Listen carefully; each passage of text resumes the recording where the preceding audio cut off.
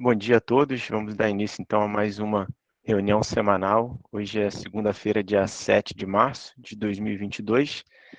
Como de costume, a gente começa passando pelos indicadores da nossa bolsa aqui no Brasil, né? Então, na semana passada a gente viu o Ibovespa aí performando com alta de 1,18% na contramão aí dos mercados internacionais, cotado a 114.473 pontos, né? A gente viu um fluxo aí bastante intenso, principalmente de capital estrangeiro, né, concentrado nas principais ações ligadas a commodities, né, principalmente no setor de petróleo e siderurgia e mineração. A semana passada ela foi marcada aí por mais ataques russos, né, ao território ucraniano. A gente viu um bombardeio aí constante em grandes cidades e pontos estratégicos, né, como Kiev e o porto de Odessa, e ataque à maior usina nuclear da Europa também, né, além de uma nova rodada de negociações entre Rússia e Ucrânia que não apresentou, na verdade, resoluções significativas, né. Já no cenário local, o presidente Jair Bolsonaro ele declarou neutralidade, né, no que diz respeito ao conflito entre os dois países e destacou também que um posicionamento contra a Rússia poderia implicar consequências negativas para o agronegócio brasileiro, que depende bastante aí dos fertilizantes vindos de lá, né. A gente teve também divulgação do PIB de 2021, né, que fechou o ano em alta de 4,6%, né, foi o melhor resultado desde 2010 aqui no Brasil, tá. Passando pelas bolsas internacionais, né, a gente vê todo mundo aí no campo bastante negativo, começando ali Estados Unidos, o presidente Joe Biden, ele endureceu seu discurso ali contra o Vladimir Putin, né, chamando o presidente russo de ditador e anunciando novas sanções contra a Rússia, né. Então ele anunciou ali o fechamento, inclusive, do espaço aéreo para voos russos, tá. Eh, Na economia americana, o presidente do Federal Reserve, o Jeremy Powell, ele afirmou também que vai apoiar uma alta de 0,25% na taxa de juros americana já no próximo encontro do Comitê de Política Monetária, né? E também não descartou a possibilidade de altas mais agressivas caso a inflação persista por lá, né? Então, a gente teve também dados de indicadores econômicos dos Estados Unidos sendo divulgados na semana passada, mostrando aí um crescimento sólido aí dos setores de industrial e de serviço no mês de fevereiro, né, refletindo aí o afrouxamento das restrições da mobilidade para conter os casos de Covid. Além disso, na sexta-feira a gente teve o payroll, né, que é o relatório de geração de emprego nos Estados Unidos, é o principal indicador econômico aí mensal que a gente tem divulgado por lá. O relatório veio bastante positivo. Os Estados Unidos criou 678 mil novos postos de trabalho em fevereiro, resultado bem acima aí dos 400 mil postos esperados pelo mercado, né? E a taxa de desemprego ficou em 3,8%, abaixo do consenso, né? Então, dois números positivos aí para a economia americana. Já na China, ao contrário das outras potências, né, o governo chinês ele declarou que não acompanhará o Ocidente na imposição a sanções contra a Rússia, né, alegando que isso não teria bons efeitos. Já no mercado chinês, os índices tiveram uma reação positiva, né, então acabaram quase que no 0 a 0 na semana passada, com notícias de que o país considera flexibilizar a política zero Covid, que vinha impactando aí negativamente a economia chinesa. E por fim, passando na parte de fundos imobiliários aqui no Brasil, né, o nosso IFIX, ele fechou a semana aí com leve alta, né, 0,02%, foi impulsionado aí positivamente, principalmente pelos fundos de ativos logísticos, tá?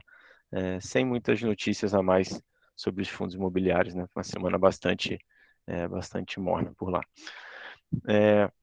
A gente passa agora para a parte de moedas, né? Chamo o Leandro aí para fazer os comentários para a gente. Bom dia, Leandro.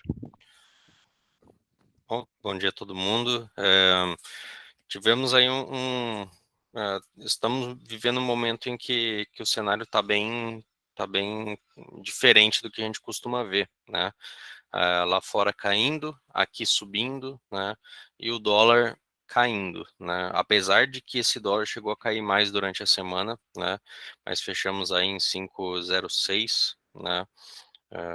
Uma das menores valores aí, né, desde dessa subida desenfreada aí do dólar, a desvalorização do nosso real, mas a gente está vendo isso basicamente pelo grande fluxo de commodities, né, que a gente se favorece, a gente entra nessa contramão do mundo, né, e muito capital estrangeiro, como o Gustavo já até bem falou, está entrando para investimento nessa parte, tá?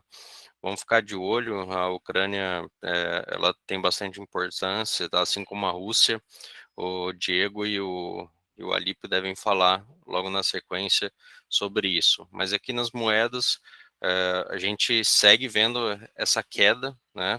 As tensões, toda vez que tem alguma notícia um pouco mais tensa sobre o assunto, o dólar responde com uma alta bem forte, então a gente está vendo sessões extremamente voláteis de 1,5%, 2% de variação intraday, né? Então isso é bem preocupante, na verdade, né, quando a gente se fala de moedas, tá?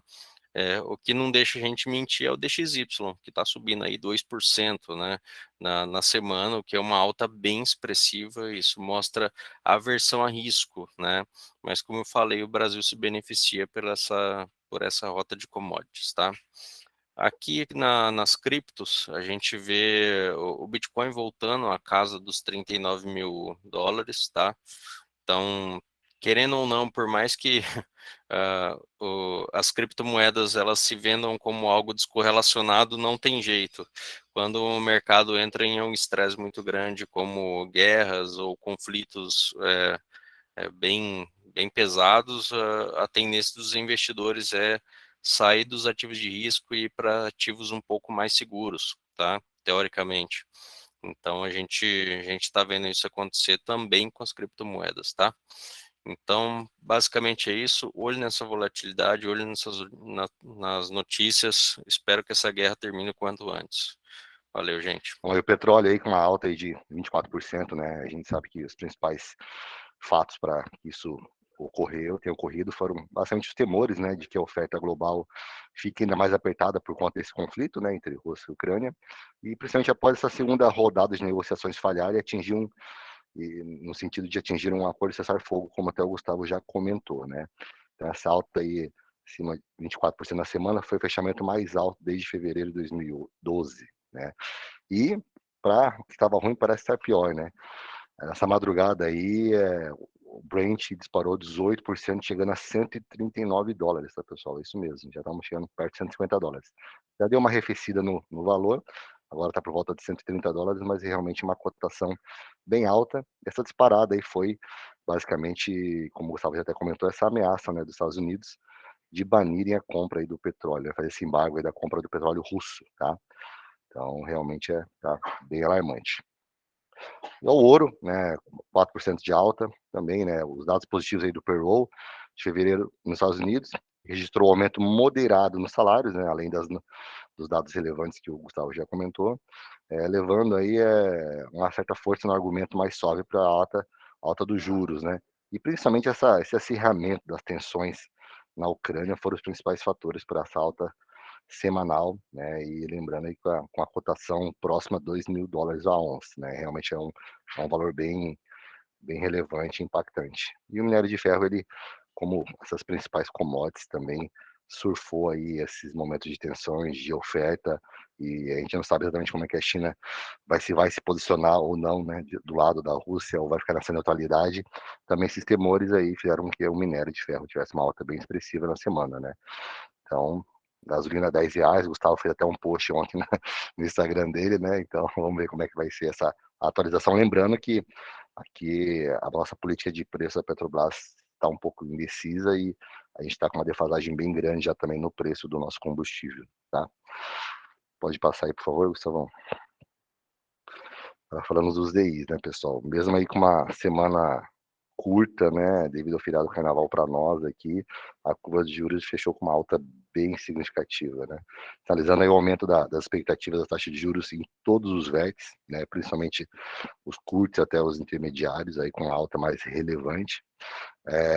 Basicamente, o mesmo tema, né, desdobramentos do conflito da Ucrânia e a pressão nas commodities e a cadeia produtiva global como um todo, né? É importante falar também um pouquinho da taxa de juros dos títulos públicos federais, as NTNBs, né, são os tesouros indexados à inflação, tiveram já uma alta mais suave, tá? Não foi tão forte como a alta dos DI, né?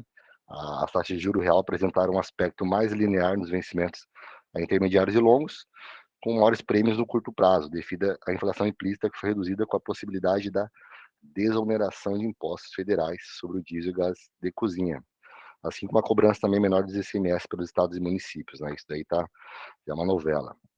Em relação aí à divulgação dos dados econômicos para essa semana, a gente espera a publicação dos índices de inflação consumidor dos Estados Unidos, Alemanha, China e referente a fevereiro, né? Além disso, também a agenda traz índice de inflação produtor e estatísticas de crédito no setor externo econômico da China, tá? Bastante dado bem relevante em relação a índice de inflação globalmente falando, e aqui no Brasil não é diferente, né? O IPCA de fevereiro vai ser divulgado essa semana, assim como os dados de produção industrial também. Vendas no varejo de janeiro são esperados para essa semana como divulgação na agenda econômica, tá? Já no campo político, algo também que deve trazer mais volatilidade ainda, já não basta essa questão da Ucrânia, são os destaques para a apresentação das medidas de estímulo pelo Ministério da Economia, né? Retomada das discussões também sobre a desoneração dos combustíveis. Caso aprovada essa PL dos combustíveis, pessoal, só para reforçar, já foi dito isso anteriormente, com a desoneração do diesel, o pessoal está estimando um impacto aí de cerca de 19 bilhões, né, de perda de arrecadação, e um impacto aí de 0,02 por pontos percentuais da inflação.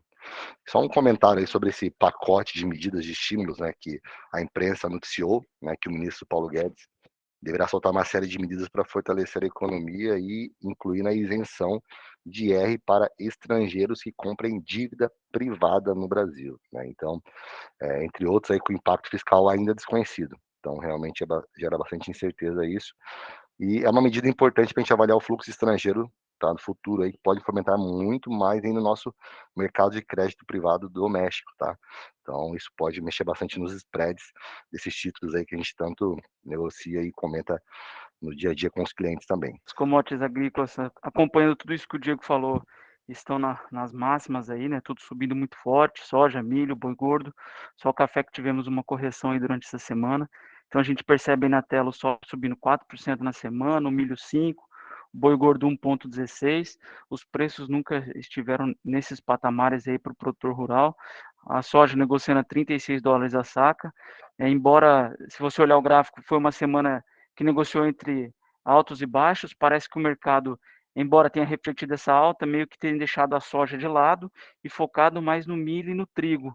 Por quê? Por causa dessas tensões aí entre Rússia e Ucrânia. A Rússia é um grande produtor e exportador de trigo, a Ucrânia também um grande produtor e exportador de milho. Então, pessoal, a turma não sabe se esses dois países vão realmente plantar e vão entregar produção. Então, pode ter um risco de desabastecimento aí na cadeia do agronegócio. Então, o mercado passa a se preocupar com esses dois produtos e passa a tradar mais. Então, a turma tem vendido mais soja e comprado mais aí milho e trigo, tanto no mercado à vista quanto no mercado de bolsa, né? O milho já chega aos patamares aí de R$ 102,33 a saca na bolsa.